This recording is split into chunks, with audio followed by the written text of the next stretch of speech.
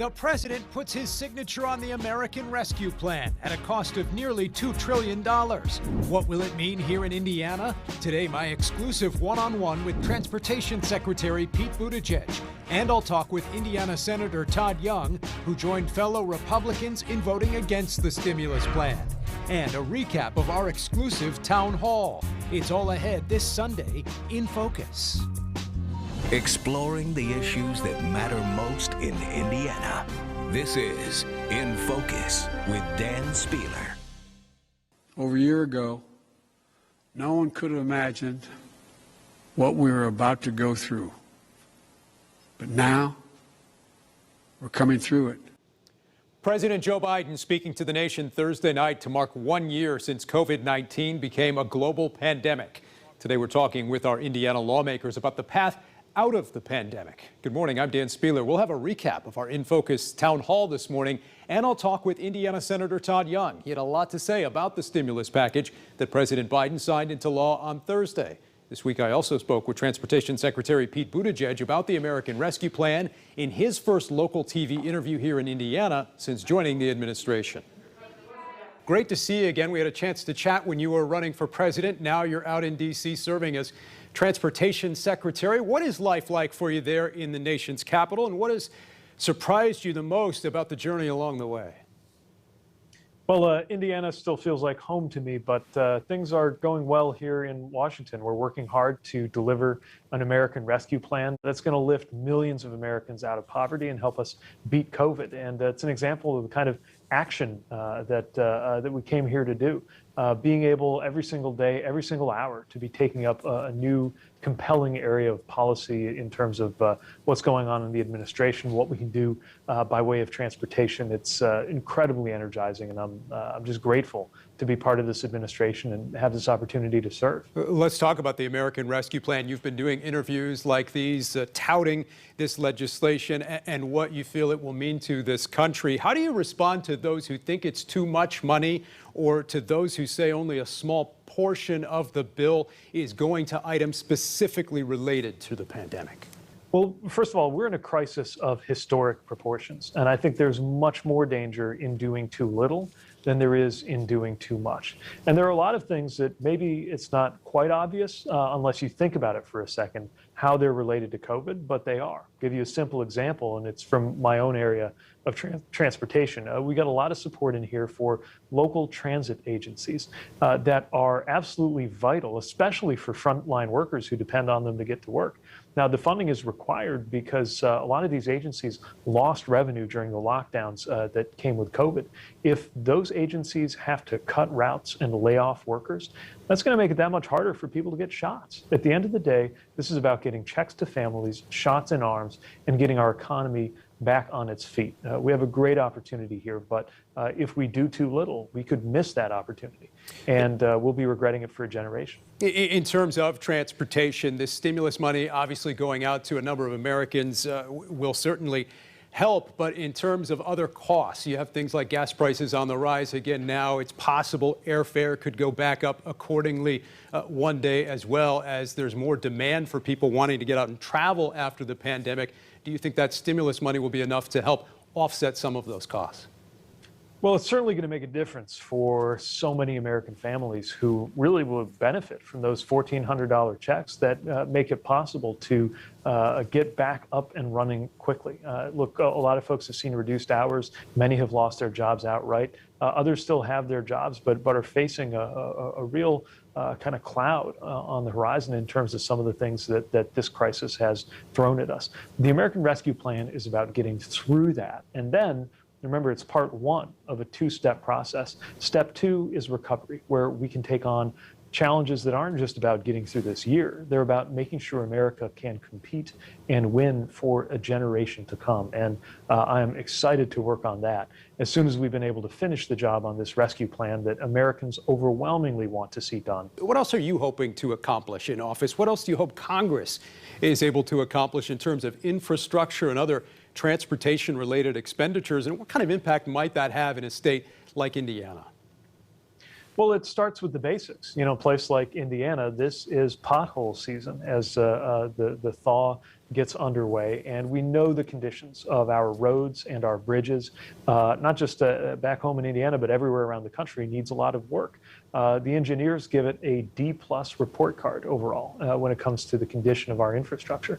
So we've got to deal with that backlog, that maintenance need. It's not very glamorous, but it's incredibly important.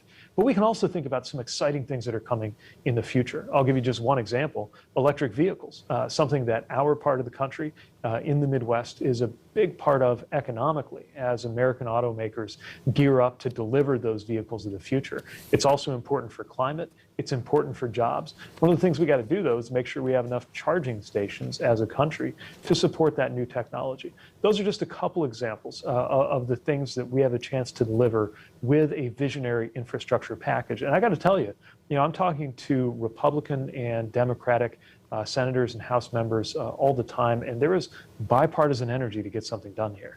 What do you miss most about Indiana besides filling potholes, of course? Well, of course, I miss home. I miss being able to take the dogs for a walk around the neighborhood, being able to go to, at least pre-COVID, the restaurants and ball games. But I'll be making sure to get back home from time to time and take advantage of that, especially as life starts returning to, if not the old normal, then hopefully a next normal that's going to be better than ever. We're all looking forward to that for sure. Secretary Pete Buttigieg, thank you so much for joining us. Great to see you again.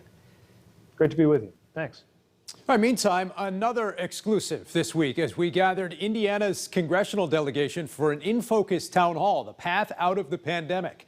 Lawmakers sharing their views on this stimulus bill and other key issues related to COVID-19. Our Mike Sullivan has a recap. From stimulus checks to vaccinations to mask mandates.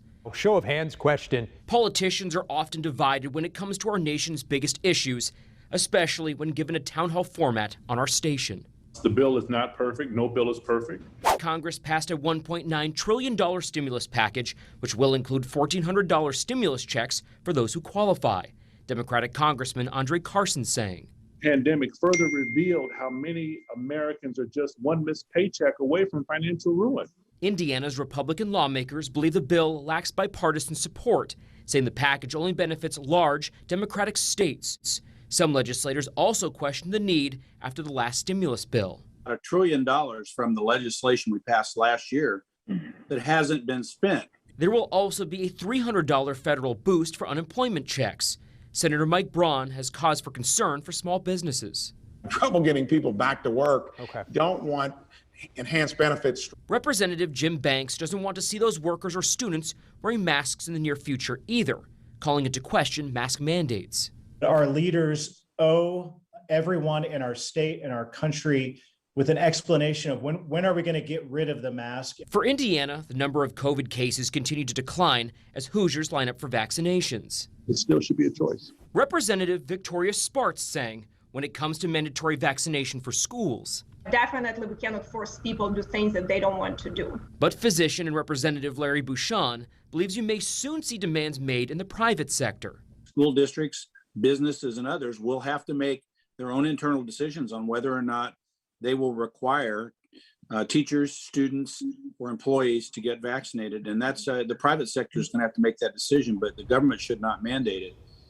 All right, so here's a breakdown of how the Indiana delegation voted on the final version of the American Rescue Plan Act, entirely along party lines. All Republicans, including both of Indiana's senators, voting against the bill. This week I spoke with Indiana Senator Todd Young. It's been a full year now since this officially became a pandemic, a global pandemic. And as we reach that milestone, the president's stimulus bill has now made it through Congress. You and other Republicans voted against the bill. We just heard from Secretary Buttigieg on this. He said, quote, "We're in a crisis of historic proportions. I think there's more danger in doing too little than there is in doing too much." What's your response to that? Well, last year, Republicans and Democrats came together consistently during an election year. 5 different times passed bipartisan legislation, and we did enough each time. Made sure that people had what they need to take care of their families, take care of themselves, take care of their loved ones. And I had hoped that when President Biden came into office, we were going to do the same thing. But instead, I think we delayed the process a bit by the go-it-alone approach taken by Senator Schumer and Nancy Pelosi in Congress. And we certainly spent a whole lot more money than Hoosiers want. Rather than spending money on vaccine distribution and manufacturing and getting people back to school and to work as quickly and safely as possible, which is where less than 10% of this $1.9 trillion package was dedicated. Instead, we ended up spending a lot of money as a Congress on things like the arts, the humanities, subways for Nancy Pelosi's congressional district, and other pet projects. So I instead supported an alternative approach that would have given Hoosiers everything they wanted, from household payments to all the other priorities I mentioned, and it had a price tag of $600 billion. So my hope is that next time we work on a major piece of legislation, there will at least be an effort to move it forward in a bipartisan fashion. Polling, though, has shown that a wide majority of Americans support this legislation. Are you concerned your party might be out of step with a large majority of people who do support this stimulus package? Well, I suspect polling also shows that a large majority of Americans believe that this is about COVID and COVID relief. I've already indicated that I support the things that are popular among Hoosiers.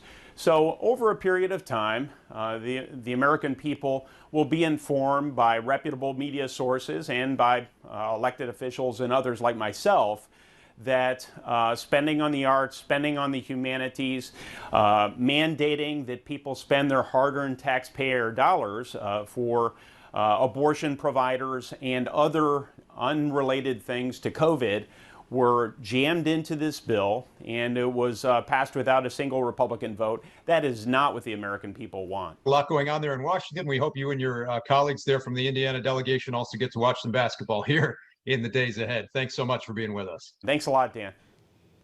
All right, coming up next this Sunday in Focus, we'll talk about the state and city's safety plan for March Madness and talk about the pressure some are putting on Governor Holcomb to end the state's mask mandate. Could that happen sometime soon? We'll talk with our panel coming up after the break.